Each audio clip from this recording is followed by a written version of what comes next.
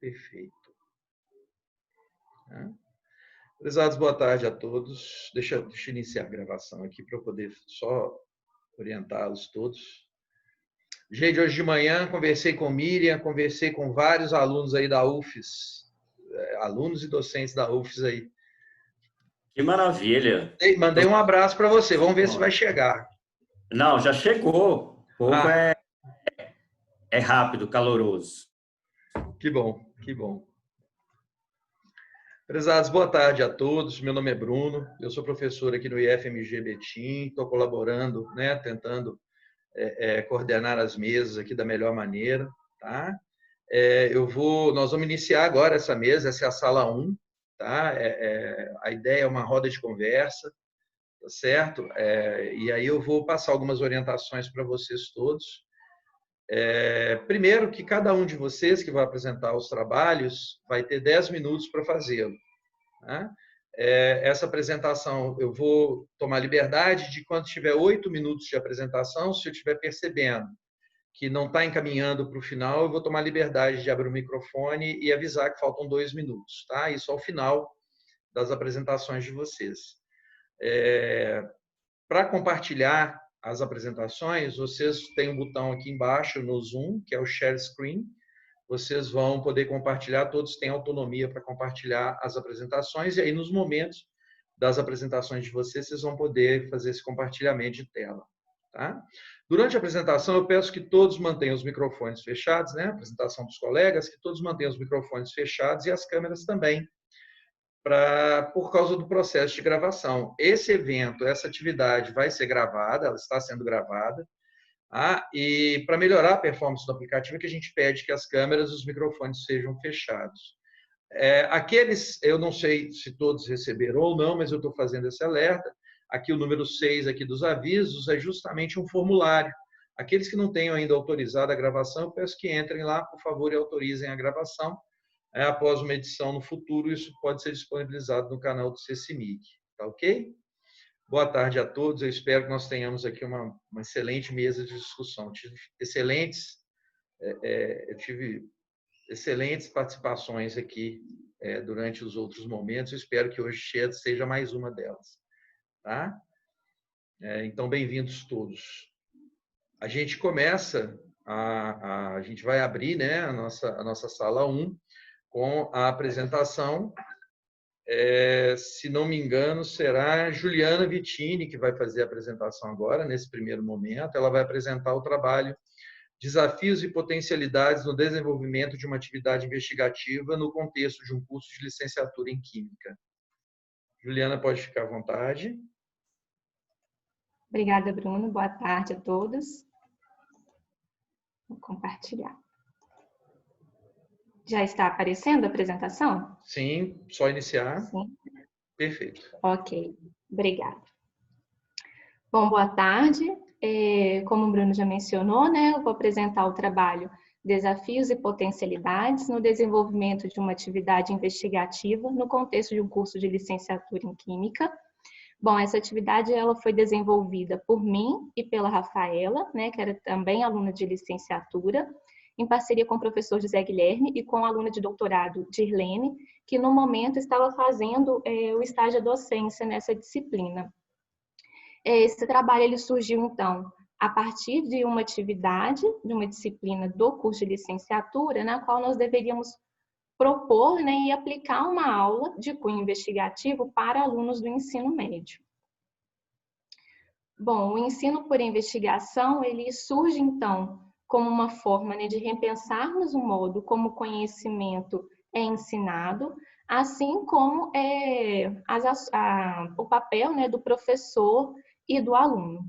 Então, ele vai remeter uma situação-problema, e essa situação-problema ela vai desencadear as demais ações do professor e dos alunos, e também a forma como esse conhecimento vai ser construído. Ele apresenta um distanciamento desse ensino conteudista e expositivo, e ele se aproxima mais de uma prática na qual os estudantes vão poder construir o seu próprio conhecimento. Além disso, é importante também que se leve em conta os conhecimentos prévios dos estudantes, as suas experiências cotidianas, para que se tenha, então, uma aprendizagem mais significativa. Dessa forma, para este trabalho, então, foi feito a reconstrução de um estudo de caso. Esse estudo de caso, ele envolvia um caso fictício de contaminação das águas de um rio por possíveis materiais de um posto de gasolina que era especializado em lavagem de veículos de grande porte. E essa contaminação gerou, então, a morte de patos por afogamento de uma fazenda da Redondeza. Né? E com esse caso, então, o nosso intuito era discutir a ação do sabão e também os conceitos de interações químicas. Durante a aula, ela foi realizada em um laboratório de ensino da universidade e contou com a participação de 24 alunos do terceiro ano do ensino médio de uma escola pública. Num primeiro momento, os alunos foram levados a pensar quais seriam as características que teriam na pena dos patos que poderia contribuir, então, para a sua flutuação. E, após isso, eles foram levados, então, a realizarem testes, né, envolvendo as penas e também materiais que estavam disponíveis, como água, etanol, gasolina e sabão, né, simulando os materiais do posto de gasolina, para que eles pudessem realizar testes de solubilidade e, então, propor uma solução para esse caso. E, por fim, foi feita, então, uma reflexão sobre essa aula, né, por mim e pela licenciada Rafaela, a partir dos registros em vídeos e do mapeamento. Bom, com essas reflexões, nós podemos destacar alguns desafios que encontramos, né, durante essa prática, e um deles foi elaborar essa atividade investigativa que fosse coerente com o cotidiano dos alunos, porque até então era uma turma desconhecida por nós, né? Nós havíamos tido contato apenas com o professor dessa turma e não com os alunos. Além disso, consideramos também os questionamentos inesperados dos alunos no decorrer da aula, assim como as associações que eles fizeram com o seu cotidiano na tentativa de propor uma solução para o caso. E, por fim, também com relação à técnica de mapeamento, que até o momento não havíamos tido a oportunidade de realizar. Bom, então, a partir dessas reflexões, né, desse mapeamento da aula, nós conseguimos observar se foi possível alcançar o objetivo da nossa aula, e com isso nós destacamos 2 episódios que consideramos de grande relevância. O primeiro episódio, ele foi denominado Conhecimentos Prévios e a Resolução do Caso. Nesse momento, os alunos estavam divididos em grupos e realizando esses testes de solubilidade para poder propor uma solução para o caso. E uma das alunas, ela utiliza, né, de seus conhecimentos prévios do cotidiano para propor, então, o melhor teste para essa solução. Então, ela disse que o teste que deveria ser realizado seria água, óleo e sabão, porque quando ela, né, precisa lavar uma panela suja com óleo, ela utiliza o sabão, porque ele é capaz de dissolver o óleo, né, como ela diz. E aí, ela afirmou que seria, então, esse o melhor teste. Com isso, né, nós conseguimos observar que alguns alunos conseguiram extrapolar o raciocínio, né, para além do seu cotidiano, que auxiliou na construção desse estudo de caso, né, para a solução problema, e nos mostrou também que uma contextualização adequada do problema pode contribuir significativamente para a aprendizagem. Já o segundo episódio que nós destacamos foi denominado de representação e desenho das interações entre o sabão e a água. Esse momento foi um momento de desafio da nossa aula, na qual nós pedimos, né, que os alunos representassem por meio de desenho como que ocorria essa interação de modo microscópico, né, como que eles entendiam que essa interação entre o óleo, o sabão e a água estava ocorrendo. Né? Neste momento, uma aluna se dispõe a ir até o quadro e representar como que ela enxergava, que está mostrado na figura 2A. Então, ela desenha primeiro um círculo, onde ela fala que esse círculo seria a parte apolar do sabão, que estaria em contato com a água, e desenha uma elipse logo abaixo, onde ela diz que seria a parte polar do sabão, a parte apolar estaria em contato com o óleo e a parte polar em contato com a água. E a partir desse desenho, então, a licenciada Rafaela pede que ela represente melhor, né, como que seria, então, a água e o óleo nesse desenho, como que ela enxerga. E nesse momento, uma outra aluna se dispõe a fazer esse desenho, que é o que está representado na figura 2B, onde ela desenha um círculo grande, dizendo que ali seria a água, e dentro da água teria um círculo, né, que representaria o óleo, e uma quase elipse também que representaria o sabão. Então, seria a forma que ela via essa interação. E a partir desses desenhos, então, nós podemos observar que houve uma aprendizagem além do esperado, porque alguns alunos, né, conseguiram abstrair esse fenômeno buscando representá-lo no nível microscópico. E após esse momento de desenho dessas representações, nós fizemos uma explicação sobre interação, como que ocorre essa interação e também sobre a formação das micelas. Bom, e a partir disso, nós podemos concluir, né, que essa experiência nos possibilitou a vivência com uma abordagem que fosse distante do ensino conteudista, né, que estimula essa interação entre os sujeitos da sala de aula, professor e aluno.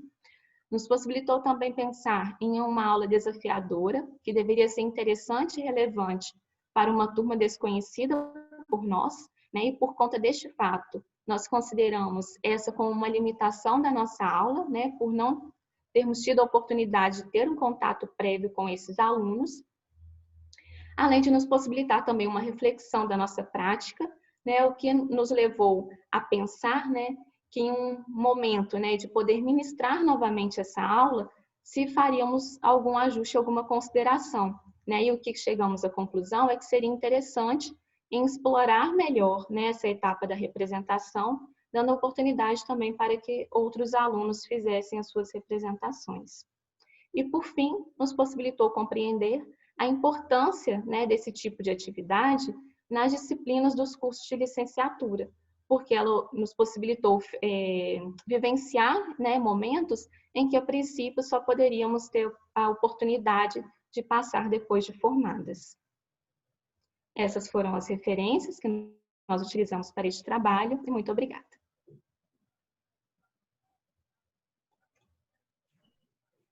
Perfeito, Juliana, muito obrigada. Muito obrigado. Pessoal, como eu comentei, as pessoas que tiverem dúvidas, questionamentos, podem mandar no chat, tá? Ao final eu coleto essas perguntas e a gente faz a discussão, tá bom? A próxima apresentação, Flávia Nascimento. Isso, estou aqui. Bem-vinda, pode compartilhar a sua tela.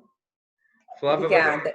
Vai falar com a gente um pouquinho. Na minha conexão do computador, então eu vou tentar fazer pelo celular, porque ela está com uma instabilidade. Fique à vontade. Tá ok. Ela vai falar um pouco para a gente sobre fundamentos e metodologias de ensino em ciências da natureza e a formação de professores. Aí você só me avisa, Bruno, quando a tela entrar para vocês, deu certo? Sim, já chegou para a gente aqui. Eu vou tentar colocar... Oi? Não, é porque não é um PDF, né? Ela não está entrando em tela inteira, no formato de tela inteira. Então está ficando bem pequenininho e centralizado. Mas eu vou... É porque realmente a minha internet caiu aqui. Entendi. E aí eu vou falando pelo meu slide que está aqui no computador. Eu acho que já ajuda, né? Sem problema. A gente fica aqui com essa imagem e você, se você quiser abrir sua câmera, pode ficar à vontade. Tá, eu vou até tentar colocar assim, enquadrar melhor para vocês. Realmente hoje está muito difícil aqui. Não tem problema. Nós vamos conseguir acompanhar assim, tá? Tá. Fique à Obrigada. vontade. Pessoal, vou me apresentar. Meu nome é Flávia. Eu sou professora do Instituto Federal do Espírito Santo. Eu trabalho atualmente no campus de Itapina. E eu falo de um lugar, né, onde eu ministro componentes para o curso de pedagogia e um curso que nós temos de licenciatura, que é de ciências agrícolas. Então, o relato de experiência que eu estou compartilhando com vocês é justamente de um componente curricular para a pedagogia, denominado Fundamentos e Metodologias de Ensino em Ciências da Natureza, né? E aí eu vou trazer um pouco esse relato das duas experiências que nós tivemos no campus em trabalhar com este componente. Então, no primeiro momento, né, que eu acabo compartilhando com vocês, eu falo um pouco sobre esse ensino de ciências, né, que ele se baseou durante algum tempo em princípios empíricos, ou seja, em observação de fenômenos da natureza, no foco mesmo da realização de experimentos, e que essa aprendizagem dos estudantes, né, dependia, em sua maioria, da transmissão de conhecimentos partindo do professor. Então, no primeiro momento, eu trago essa ponta, mas que da questão do ensino por investigação, a gente observa, né, que o componente de ciências nas escolas, por exemplo, ele passa por mudanças, né, mudanças teórico-metodológicas, e essas mudanças têm uma relação muito próxima, né, com a própria mudança de comportamento da sociedade, das questões culturais, das questões econômicas, políticas, né, também. E aí, eu compartilho, eu vou passar muito rapidamente, que eu sei que o tempo é curto, um pouco esse histórico, né, do ensino de ciências, aí trazendo as décadas de 30, 40, né, aonde o ensino de ciência era organizado como um conjunto de verdades, né, clássicas, com uma coleção de conceitos, de definições, que era basicamente transmitido aos estudantes por esse professor, numa perspectiva de uma educação, né, bancária mesmo, né, e o aluno recebia esses conhecimentos. Já na década de 80, a gente vê que há uma mudança, né, uma mudança em passos lentos, mas uma mudança, onde a gente presencia um forte impulso científico, e aí a gente tem um contexto do pós-guerra, na perspectiva das tendências da educação, a escola nova versus o tecnicismo, né? E na década de 60, com o golpe militar, né, de 64, de fato, um enfoque, né, numa perspectiva de ensino mais tecnicista por conta de uma preocupação com uma mão de obra qualificada, né, para o processo industrial aqui, sobretudo aqui no Brasil. Então, o Brasil, ele, apesar de não participar, né, dessa corrida tecnológica que na Europa, nos Estados Unidos já estava um pouco mais à frente,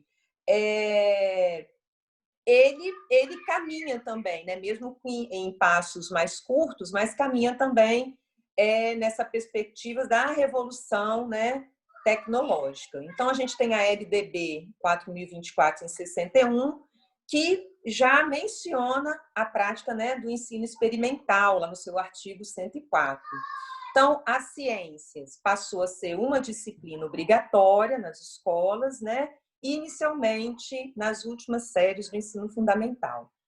Na década de 70, a gente vê de uma forma muito forte, sobretudo aqui no Brasil, um discurso de um apelo ambiental, né, muito, muito latente, muito forte aqui no Brasil, e a própria abertura política também no nosso país, e a lei, a LDB de 71, a 5692, propõe uma alteração no ensino, né, e traz a questão da profissionalização, né, compulsória no ensino, que a gente chamava na época de segundo grau. Nesse período também, a gente observa a criação de licenciaturas de curta duração, e a disciplina de ciências passou a ter um caráter obrigatório, não só nas duas últimas séries, né, nas últimas séries do ensino fundamental, mas nas oitavas séries do primeiro grau, na época chamada. Década de 80 é um momento de abertura, né, democrática no país, então tem um enfoque crítico, educacional, de democratização da educação, né, em uma perspectiva freiriana, e com o lema, né, ciência para todos. A década de 90 a gente observa um pouco esse mercado profissional mais versátil, também as políticas neoliberais, a LDB 9394, né, e o ensino de ciências como obrigatoriedade, né, tanto no ensino fundamental como agora, né, no ensino médio, que a gente também já observa. Então, assim, eu trouxe esse breve histórico, né, porque geralmente é dessa forma que eu venho trabalhando com as turmas de pedagogia, porque é para situar, né, esses alunos que o percurso do ensino de ciências ele não se dá somente no momento livresco, ele tem uma história, né, uma história que precisa ser contada e que essa história caminha com os aspectos socioculturais, ambientais também, né, e tecnológicos. E hoje, nos anos 2000, a gente vê um enfoque, né, e são as metas atuais, de uma perspectiva de ensino de ciências, trazendo o ensino por investigação, pelo menos é dessa forma que eu acredito, pensado a partir da alfabetização científica, né? Então, nesse componente, é um relato de experiência, né? Nesse componente de metodologia de ensino de ciências para pedagogia, eu trago a experiência a partir de 2 semestres que eu trabalhei, de 2018 e de 2019, e geralmente é nas turmas do 8º período, né? É ofertado no 8º período. Já no finalzinho do curso, nosso curso é até o 9º período, né, de pedagogia. Bom, é um campus agrícola, eu estou reforçando isso, né? E por ser um campus agrícola, eu senti a necessidade de trazer no componente curricular, né, nessa formação de professores, 3 dimensões. Uma dimensão que é de reflexão, que não que eu separe teoria e prática, mas de uma reflexão mais teórico, né, digamos assim, sobre essa construção do conhecimento, a relação entre ciência, tecnologia, sociedade e o ambiente, como que se dá esse processo histórico do ensino de ciências naturais. Então, eu faço um pouco essas reflexões mesmo com os estudantes de pedagogia, passo por um momento das práticas, que é realmente levar esses graduandos a uma reflexão, a uma argumentação e características próprias mesmo do conhecimento científico, Flávia, levantamento... 2 minutinhos. Tá, tudo bem. Levantamento de hipóteses, resolução de problemas e uma última dimensão que eu trago, que é análise temática, né? Que aí eu trago os temas e conceitos fundamentais da área do ensino de ciências da natureza, porque eu vou enfocando na educação infantil e nos anos iniciais do ensino fundamental. Então, resumidamente, a partir dessas experiências com essas 2 turmas, o que eu trago como relato? Que esses graduandos, esses licenciandos, eles precisam conhecer o que eles vão ensinar. Eu acho que é uma grande dificuldade que nós temos, né, na educação infantil, nos anos iniciais de ensino fundamental, que muitas vezes os professores acabam focando, quando chega na parte da ciência, na questão do livro didático, enfim, o enfoque ali, e não numa perspectiva de ensino por investigação, porque eles não conhecem o que vai ser ensinado. Então, com isso, eles têm um olhar mais crítico, né, sobre o ensino e aprendizagem da ciência, e também um outro aspecto que eu trago no relato é que eles conheçam a teoria, né, sobre a aprendizagem em ciências. Bom, um outro fato é a questão deles conhecerem a perspectiva e compreenderem a diferenciação entre o ensino mais tradicional e o ensino mais, digamos, em metodologias mais ativas, né? E que sejam capazes de gerar uma aprendizagem significativa junto a esses alunos. Bom, considerações finais, com essas experiências que eu tive com as turmas, né?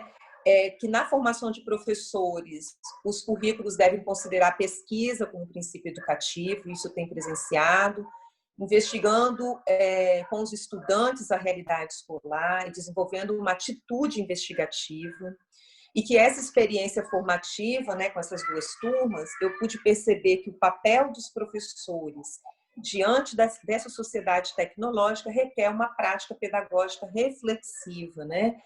E que esse professor reflexivo da sua prática, ele possa imaginar, refletir e articular as condições que possibilite aos estudantes as condições de aprender de uma forma mais significativa e duradoura.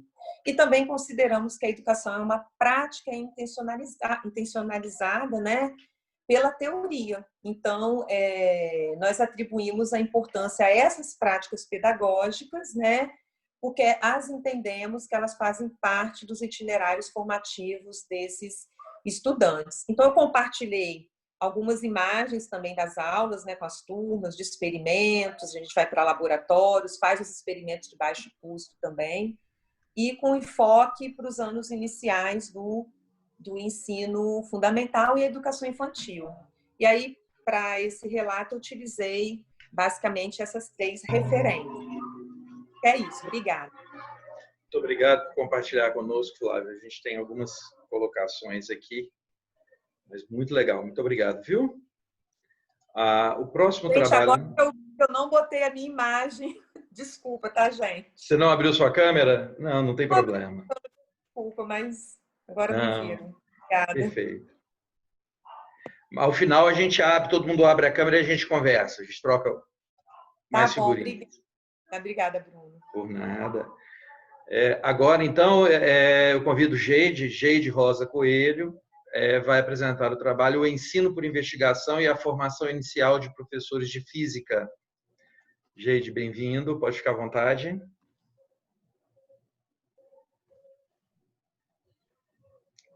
Só me avisa se compartilhou. Já compartilhou, pode iniciar a apresentação. Ok. Perfeito, tela inteira, pode ficar à vontade, Geide. Gente, boa tarde a todos e todas. Prazer reencontrar vocês aqui. Bruno, prazer. Juliana e Flávia, que me antecederam. Fiquei feliz em conhecer a Flávia. Nós estamos aqui na mesma tripinha, no Espírito Santo, para pensar o ensino por investigação. E aí eu vou compartilhar um pouco da nossa experiência no processo de formação de professores de ciências. Aqui, especificamente, eu vou trazer a forma como a gente tem pensado e estabelecido a formação inicial de professores de física. Eu falo nós, porque eu venho nessa fala com outras pessoas e outras articulações, principalmente com as professoras do LABEC, que é o Laboratório de Educação e Ciência, da UFES, os orientandos, né, mestrado, doutorado e monografia da universidade também. Então, essa composição é uma composição coletiva e isso vai ficar, uma palavra importante da minha fala. Eu começo falando um pouco, para a gente pensar o ensino de investigação, qual que é a concepção de ciência que mais aproxima da ideia desse grupo que a gente tem trazido para pensar os processos de ensino e aprendizagem de ciências e também a formação. Então, o Stroop, esse autor aí, me ajuda a pensar muito na ciência como uma atividade social, como um empreendimento público, uma ação coletiva, né, que inclui normas e práticas sociais que são significadas num determinado contexto, para um determinado grupo, por meio dessas práticas, normas e ações que são estabelecidas nesse grupo, mas sempre numa perspectiva constante de negociação, né, e coletiva, né? Por isso a ideia do empreendimento público e entendendo como atividade social.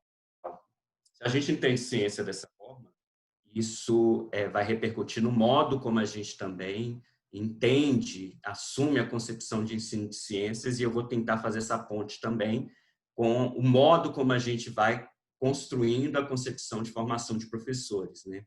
Então, nessa perspectiva, a gente entende que as diferentes vozes e sujeitos que compõem a sala de aula nos interessam nesse processo de construção de conhecimento, né? Então, docentes e discentes compartilham a responsabilidade de construção de conhecimento na sala de aula. E a sala de aula se constitui como um fórum permanente de proposição, de avaliação, de sistematização de ideias, de critérios de análise, e isso se remete à sala de aula como um contexto social em que esses sujeitos praticantes estão produzindo conhecimento científico e também conhecimento docente. E aí a gente está aproximando de uma perspectiva que o ensino por investigação me permite dizer, de um espaço público e democrático, né? E é aí que eu faço essa construção do ensino por investigação como essa concepção de ensino, né, que oportuniza aos sujeitos praticantes dessa comunidade de práticas, que é a sala de aula de ciências, ao envolvimento em normas e práticas típicas e genuínas, né, de produção de conhecimento. Então, tanto professor quanto estudante estão ali agenciados por práticas epistêmicas, né, e entendendo dessa forma que aprender ciência envolve também a aprendizagem sobre ciência e o envolvimento dos estudantes no trabalho científico. Então, nos interessa pensar na aprendizagem de ciência para além da aprendizagem conceitual, mas na articulação com essa dimensão epistêmica e a dimensão social da sala de aula. E aí, eu vou trazer alguns pressupostos teóricos e metodológicos da formação docente, e aí eu caminho com Nova, que é um autor de referência que eu tenho trabalhado nas pesquisas, um deles, né, mas esse é uma referência importante. Então, tem 3 eixos que são importantes para pensar a formação, que é atrelar o processo de formação à docência e o trabalho docente, né? Então, a prática profissional é um eixo central do processo de formação. Uma aposta importante, que é uma aposta do grupo, é na dimensão coletiva e colaborativa, né? Então, licenciandos, docentes da educação básica e ensino superior, articulados nesse processo de construção coletiva do conhecimento, nesse processo de pensar e repensar e produzir conhecimento sobre o trabalho docente. E aí, um terceiro elemento que é a pesquisa. Então, essa dimensão coletiva, colaborativa, trazendo o trabalho docente como eixo, ele se articula à pesquisa, que é por meio da pesquisa, centralizado na prática profissional, que a gente vai produzindo conhecimento docente. E aí, eu venho trazendo a experiência do estágio supervisionado, pedagógica, do curso de Física Licenciatura, a qual eu orientei na primeira edição, vou orientar nessa segunda, e aí eu vou tentar construir essa ponte entre a concepção de ciência que eu apresentei lá e os elementos que a gente vem construindo para pensar a formação docente, né? Do ponto de vista da pesquisa, a gente tem apostado no planejamento e implementação de propostas didáticas fundamentadas no ensino por investigação. E nesse processo de planejamento, implementação e análise, a gente estabelece uma série de fóruns, né? E que é uma norma fundamental da ciência, né? Seja na universidade, na escola, atualmente virtualmente, para que essa seja uma produção coletiva, essa seja uma produção em que o grupo de professores e professoras se reconheçam no encontro com a abordagem do ensino. E aí, para análise e planejamento das intervenções, a gente estabelece padrões públicos de análise, né?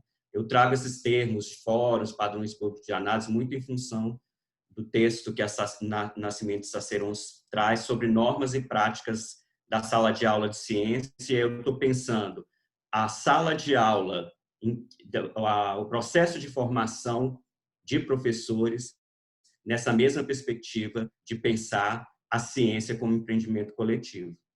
E aí, nessa produção colaborativa e coletiva, a gente publicou um artigo no Caderno Brasileiro de Ensino de Física, no ano passado, está aqui com ele, Ambrósio, que é justamente o resultado de uma compreensão que a gente foi estabelecendo sobre o em si, né, em que, para o grupo, é importante a gente pautar características que são fundamentais de uma atividade investigativa, mas ela se articula a um processo mediacional que é desenvolvido na sala de aula, os processos interativos que se estabelecem na sala de aula.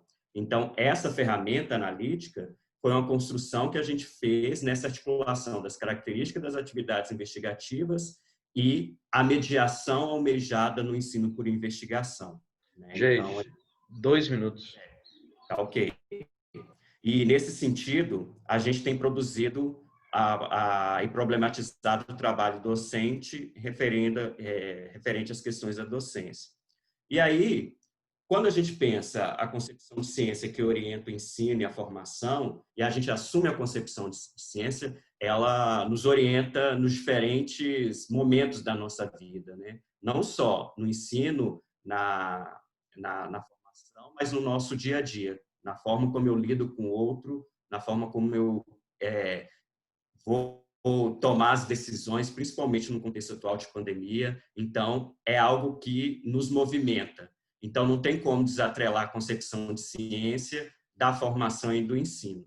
Então, eu fecho aqui, de certa forma, tentando pensar que o ensino por investigação e a formação de ciência, pensado como empreendimento público democrático, nos faz pensar em uma outra postura pedagógica, uma mediação que é compartilhada, uma perspectiva em que a autoridade epistêmica é compartilhada tanto com os estudantes da educação básica, né, os licenciados com suas intervenções, quanto na minha sala de aula, como professor formador, com os licenciados. Então, é uma postura que aposta no encontro e na diferença para a produção de conhecimento. O protagonismo discente, nessa perspectiva da ampliação da liberdade intelectual, de todos envolvidos no processo, né, que entra muito nessa perspectiva da postura crítica e o posicionamento de todos, né, e a colaboração e a dimensão coletiva nos processos de produção de conhecimento científico escolar e docente.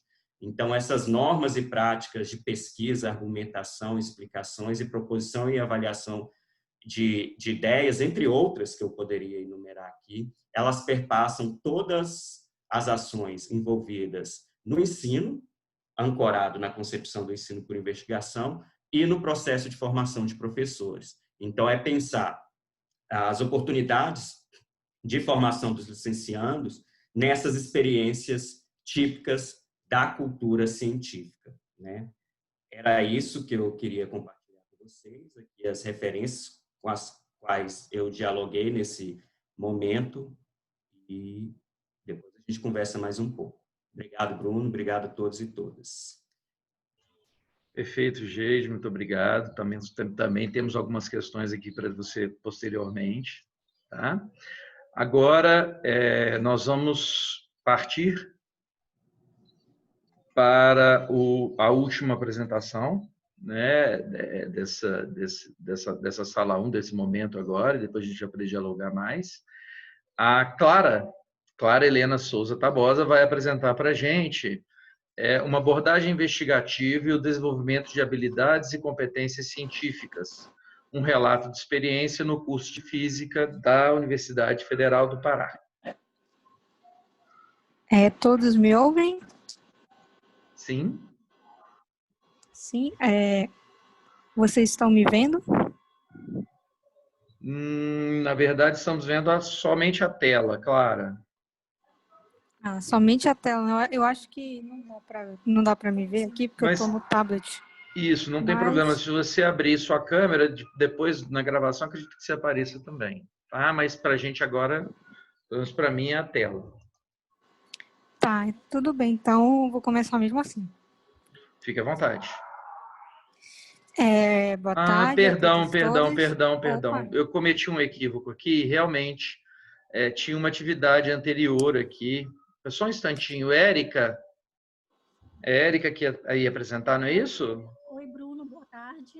Olá, Érica. É porque eu... tá. Tá ok. É porque realmente, ó, tem aqui... É porque eu não tinha visto a sua resposta para mim aqui, Érica. Isso. Mas se a Clara quiser apresentar, eu apresento por último. Podemos manter, então? Você me perdoa. Não, tá? Sim, tudo bem. Tudo bem. Perfeito, então.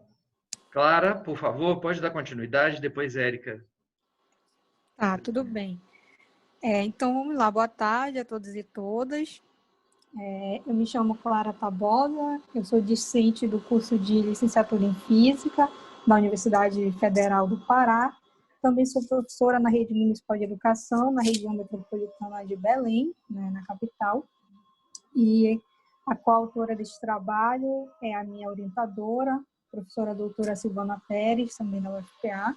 E esse trabalho ele é o fruto de um ciclo PIBIC, né, que foi realizado por mim e por ela. E o nosso trabalho está intitulado de abordagem investigativa, né, e o desenvolvimento de habilidades e competências científicas, um relato de experiência no curso de Física da UFPA.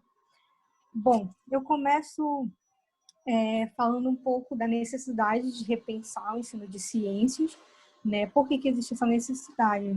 Porque a gente sabe que a educação científica no nosso país, ela perpassa por inúmeras dificuldades, né? Dificuldades que cerceiam o professor, desde a sua formação inicial até o momento em que ele vai atuar na linha de frente, as dificuldades próprias dos processos de ensino-aprendizagem de sala de aula, as dificuldades dos estudantes, das políticas públicas, educacionais, sociais, etc.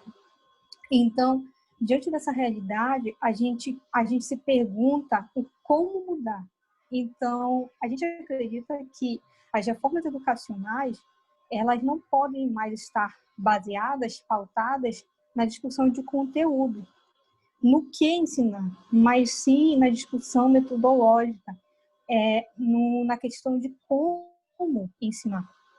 Então, em meio a tudo isso, né, surge esse ensino competencial, esse ensino baseado em competências e habilidades, ali numa transição dos anos 90 para os anos 2000, de acordo também com as mudanças sociais que o mundo passou ao adentrar o novo milênio, né? E a definição de competência científica, ela surge pela primeira vez no PISA 2006, né? E mais recentemente ela surge também na BNCC em 2018, e ambas as definições elas convergem para o mesmo ponto, né? O que é esse ponto? Que é a capacidade do cidadão, do indivíduo, de se apropriar do conhecimento científico e empregar ele na sua vida, no seu cotidiano, para tomar decisões, para se pautar e para desenvolver, para viver a sua cidadania ali. Por que o ensino por investigação, né, no ensino de graduação? Bom, a gente levou em consideração 3 aspectos, né? O primeiro é a formação específica, porque a gente sabe que o ensino por investigação, ele favorece, ele potencializa o aprendizado de conceitos físicos. A outra questão é a formação pedagógica, porque a gente acredita que quando você trabalha uma disciplina de graduação usando a abordagem investigativa, o aluno, que na verdade ele é o futuro professor, ele vai sair dali com uma visão diferenciada no sentido de refletir sobre a sua própria prática pedagógica. Ele pode sair da graduação mais estimulado a usar abordagens alternativas dentro da sua sala de aula e não só reproduzir aquela postura tradicional que a gente já conhece. E a outra é a formação pessoal, porque a gente acredita que o ensino por investigação ele também traz essa brecha para que a ciência, de uma forma menos robótica, menos exata, de que a ciência é aquilo pronto e não. Como o colega falou, a ciência é uma construção humana, ela passa por processos sociais também. E o ensino por investigação ele permite essa reflexão também. O nosso trabalho, ele consistiu da gente ministrar uma disciplina do curso de licenciatura e bacharelado em Física da UFPA, utilizando somente abordagem investigativa.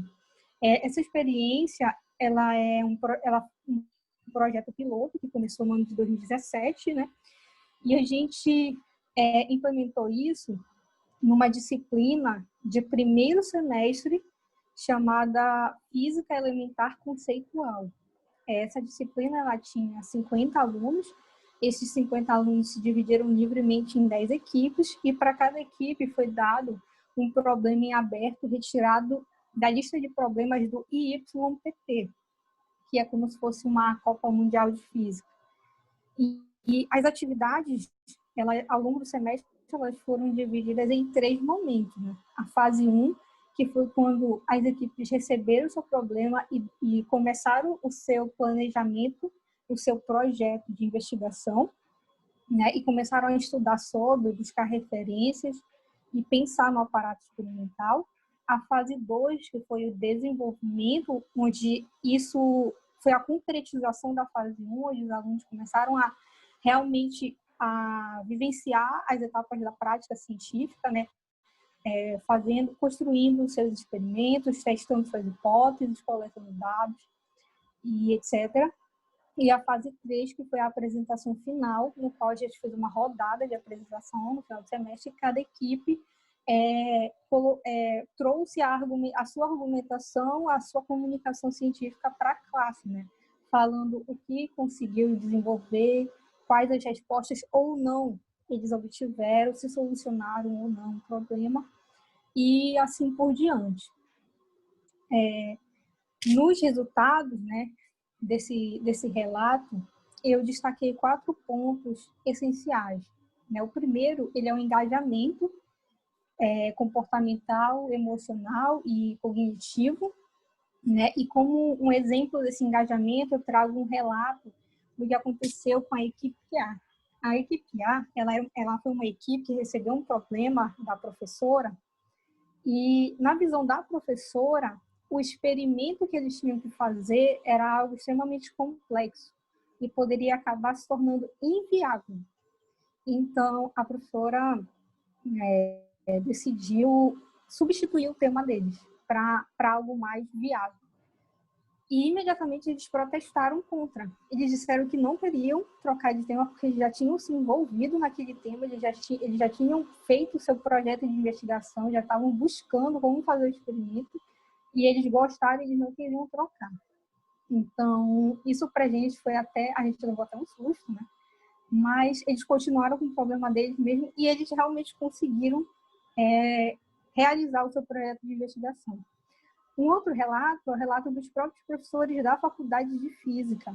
Porque o que aconteceu? Os alunos eles estavam muito engajados nas suas investigações e eles procuravam os professores da faculdade para tirar dúvidas de conceito físico, dúvidas de formalismo matemático, enfim. E essa procura pelos professores foi um movimento muito estranho, muito atípico na faculdade de Física.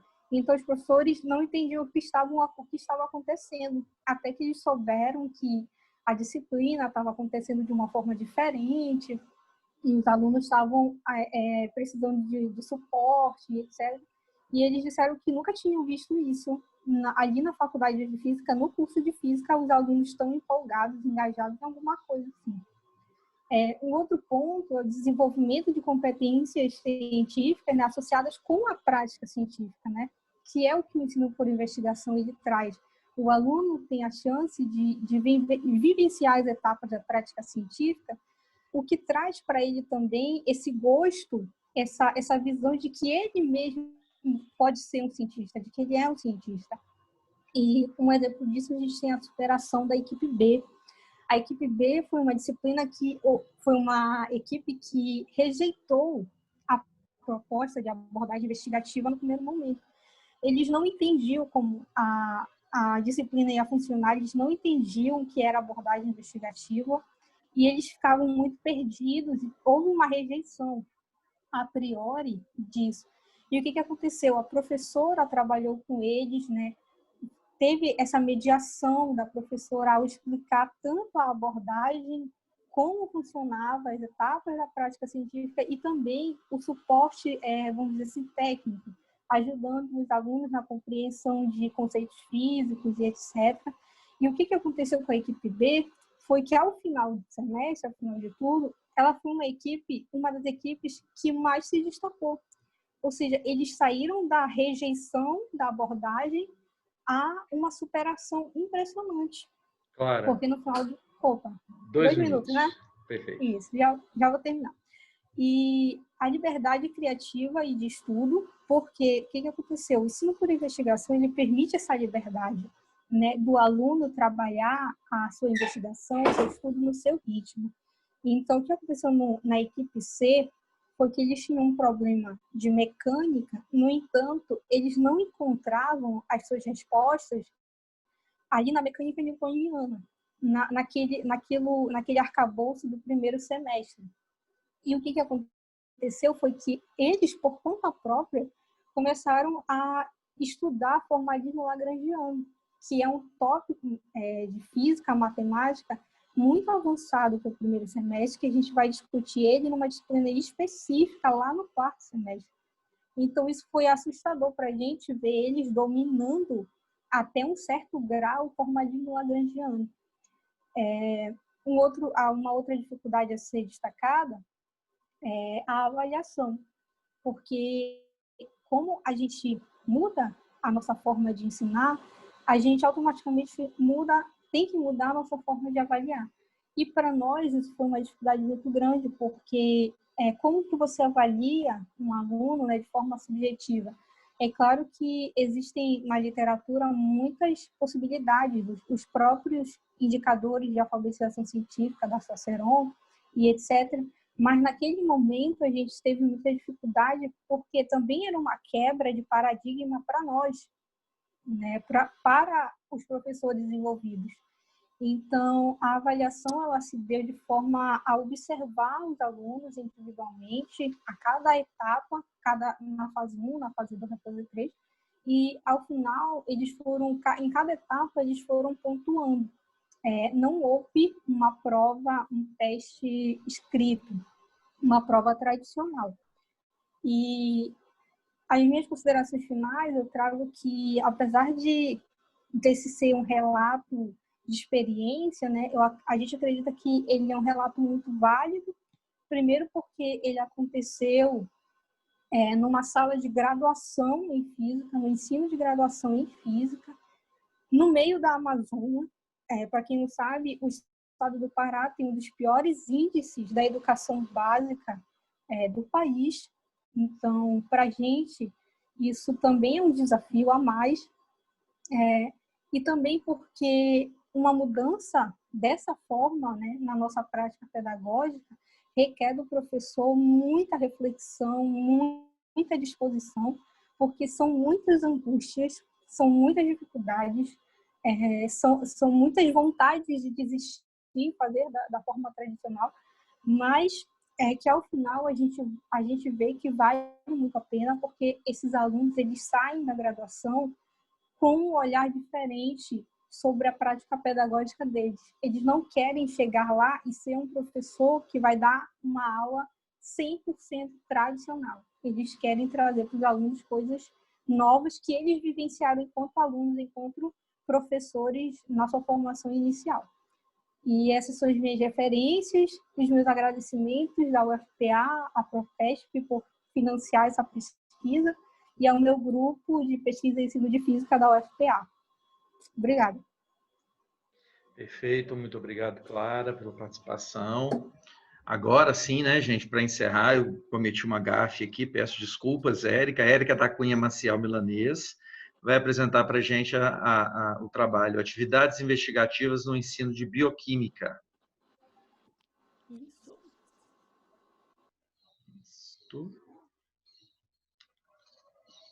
Vocês conseguem ver a tela? Está chegando.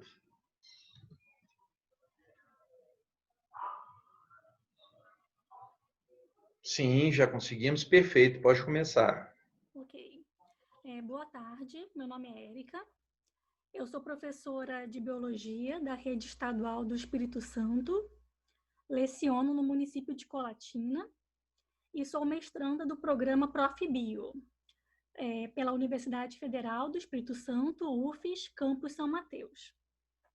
Este trabalho é um recorte da pesquisa de mestrado intitulada Atividades Investigativas no Ensino de Bioquímica, tendo como co-orientadora a professora Débora Gradella e como orientador o professor Marco Antônio Andrade. Por que a escolha do tema bioquímica?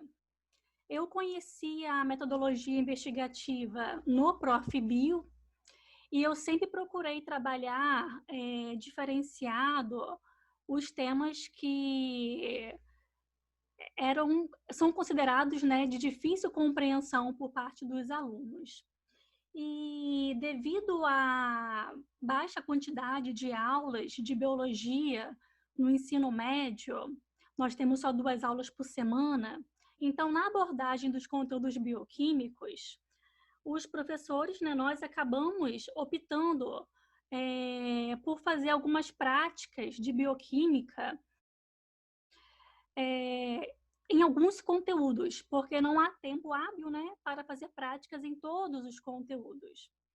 Só que eu reparei que os alunos chegavam no 3º ano do ensino médio não sabendo diferenciar o que são substâncias inorgânicas e orgânicas, não sabendo distinguir carboidrato de lipídio, proteína, sendo que o conteúdo bioquímica na rede estadual é abordado no 1º ano do ensino médio. Só que seus conteúdos, né, são necessários para o entendimento de outros temas biológicos ao longo do ensino médio, como citologia, microbiologia e evolução. Então, daí veio, né, a escolha desse conteúdo bioquímica, trabalhar investigativo, né, na abordagem desse conteúdo. A bioquímica corresponde a um tema amplo que tem ganhado cada vez mais espaço no meio científico e educacional. No entanto, desafios, né, existem na abordagem deste tema, devido a ele ser de alta complexidade, alto grau de abstração e extensão dos seus conteúdos. Desafios esses que podem ser superados pela curiosidade e motivação. Para início do trabalho, foram aplicados um questionário fechado a 120 alunos da 1ª série do ensino médio. Esse questionário foi aplicado com o intuito de avaliar conhecimentos prévios dos alunos. Após, foi aplicado um questionário semi-estruturado a 20 professores de biologia da rede estadual, a fim de averiguar quais os desafios e limitação dos docentes em trabalhar com conteúdos bioquímicos, né, no ensino médio. E, por fim, foram aplicadas 3 atividades práticas e investigativas a fim de tornar as aulas de biologia mais dinâmica e prazerosa, valorizando a autonomia do aluno. O questionário dos alunos diagnosticou quais são as maiores dificuldades dos alunos frente aos conteúdos bioquímicos. E o questionário dos professores observou que a metodologia tradicional ainda é muito utilizada em sala de aula, que o baixo quantitativo de aulas, a falta de materiais, o alto quantitativo de alunos em sala, a falta de atividades diferenciadas dificultam o processo de ensino-aprendizado. Aqui está em destaque as 3 atividades práticas e investigativas que foram produzidas e elaboradas com os alunos. A primeira atividade prática e investigativa é desvendando o mistério das substâncias inorgânicas e orgânicas. A segunda atividade prática e investigativa é descobrindo as propriedades da água através de experimentos. E a terceira atividade prática e investigativa é a dos sais minerais e as vitaminas. O intuito desse trabalho foi criar atividades práticas e investigativas que abordassem os conceitos básicos da bioquímica, né? O produto desse trabalho é um manual de atividades práticas e investigativas. Neste manual está presente 8 atividades práticas e investigativas. Aqui eu abordo apenas 3, mas ao total são 8 práticas, com conteúdos diferenciados envolvendo a bioquímica. E todas essas atividades práticas, elas contemplam perguntas norteadoras, são contextualizadas, abordam situações, problemas. Todas, né, foram elaboradas para serem realizadas em grupos, para que haja o confronto de ideias, a troca de experiências e a autonomia e protagonismo discente. Aqui no resultado eu enfatizei a segunda atividade prática investigativa, descobrindo as propriedades da água através de experimentos, e destaquei algumas perguntas norteadoras, assim como seus resultados. Com as atividades investigativas, os alunos, inicialmente, eles tiveram que pesquisar sobre as propriedades da água e, nesse primeiro momento, eles tiveram que responder a essas perguntas norteadoras de forma discursiva. Então, com o intuito de sondar, né, a resposta dos alunos em relação a essas perguntas norteadoras de forma contextualizada, nós fizemos aí uma análise. Depois dessa análise do primeiro questionário, foi aplicada a aula experimental, onde os alunos trouxeram experimentos, porém sem saber que o tema era a propriedade da água. E, ao realizar cada experimento proposto, os alunos, por si só, já conseguiam identificar, né, possíveis erros nas suas respostas do questionário inicial. Então, eles observaram por si próprio que os fenômenos que ocorriam a partir dos experimentos, e ao final dessa aula prática, foi aplicado novamente as perguntas iniciais, só que agora de forma objetiva. Então, as perguntas norteadoras inicialmente foi aplicada de forma discursiva, teve a aula experimental, e após eles tiveram que responder, né, esse questionário novamente, porém agora de forma objetiva. E o resultado é esse que está destacado, né, na figura. Podemos observar, Érica, que a questão 1 e 11... Oi? Érica, 2 minutinhos, tá? Okay. Podemos observar que a questão 1 e 11 é em relação ao calor específico. Então, nós tivemos um aumento considerável após a realização da atividade prática. A questão 5, em relação ao movimento browniano, nós percebemos que um aumento maior antes da atividade prática, o que demonstra a abstração desse conteúdo, onde a maioria dos alunos relacionaram a questão 5 ao calor específico e não ao movimento browniano. E a questão 7, a gente pode aí observar que houve um empate, né, antes e após a atividade experimental, onde os alunos confundiram, no caso, a capilaridade com a tensão superficial. Essa investigação ela é importantíssima até para a gente poder sondar, né, quais são as maiores dificuldades dos alunos e poder abordar da melhor forma possível, identificando aí essas limitações e dificuldades. O Manual de Atividades Práticas Investigativas no Ensino de Bioquímica, que é o produto, né, deste trabalho, as atividades investigativas presentes nele buscam melhoria no quadro da educação. Ele é uma ferramenta de apoio aos professores de biologia e tem como intuito aí, né, facilitar o ensino de bioquímica no ensino médio. Então, essas são as referências que foram utilizadas nesse trabalho e agradeço desde já a atenção de todos.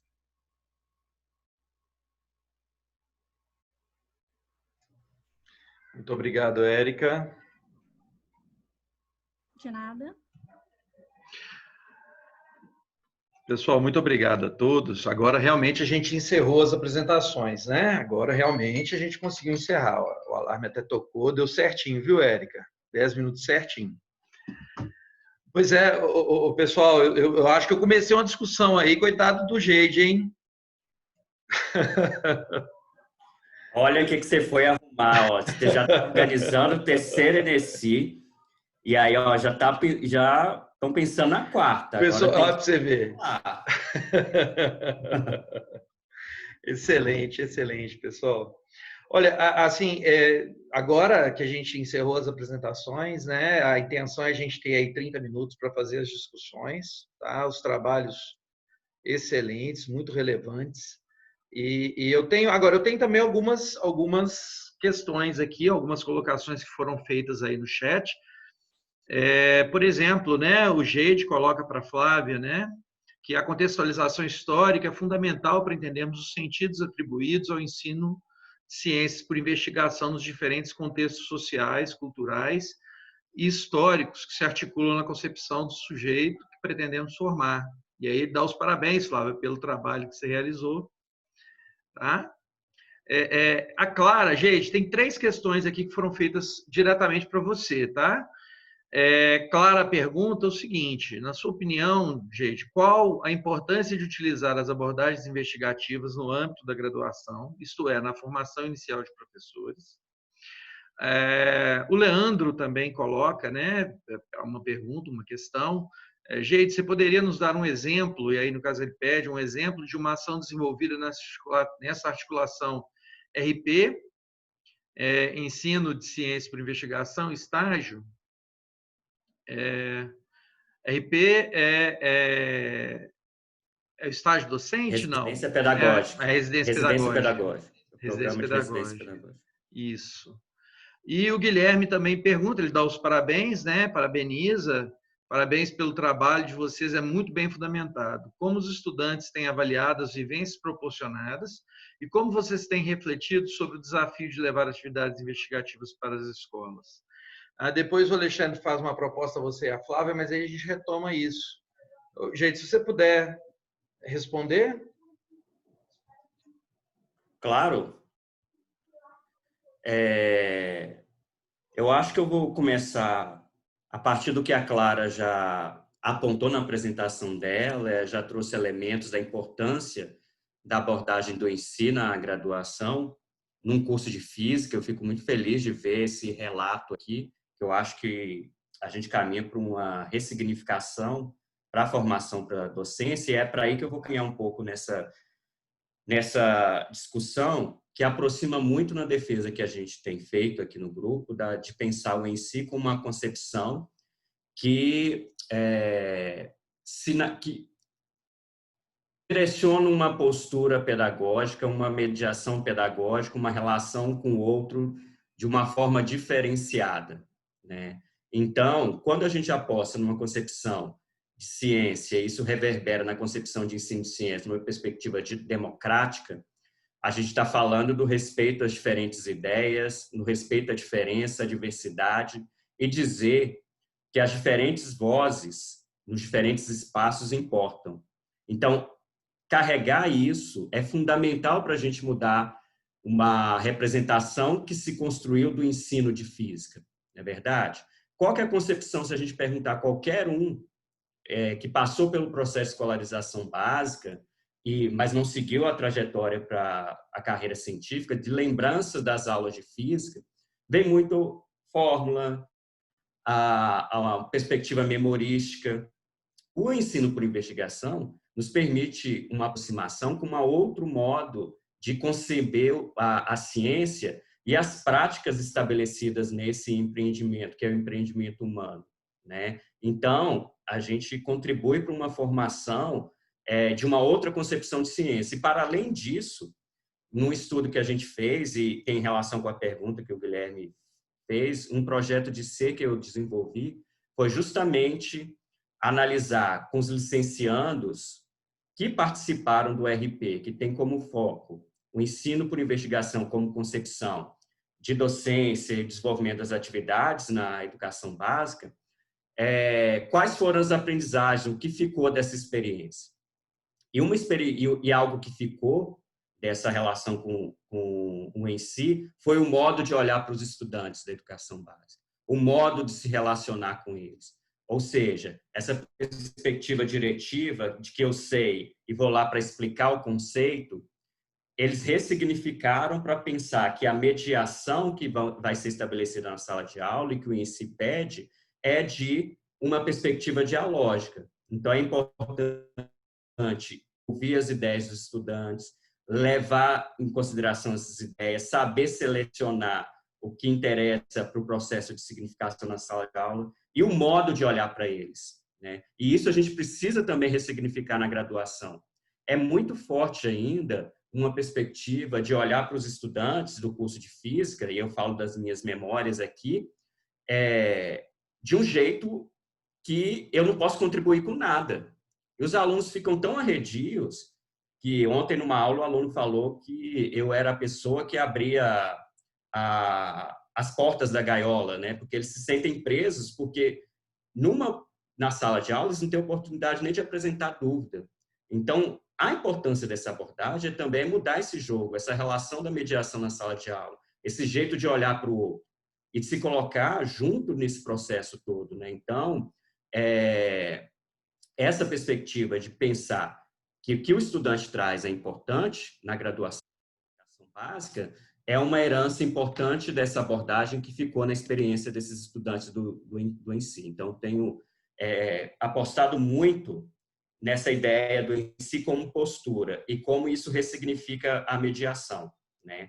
Uma outra questão de um exemplo, o Leandro é do grupo de pesquisa e aí ele já apresentou uma experiência que é fruto dessa articulação do INSI, o programa Residência Pedagógica e Estágio Supervisionado, porque eu era orientador do RP, eu era orientador do estágio, então a gente fazia essa articulação junto, né?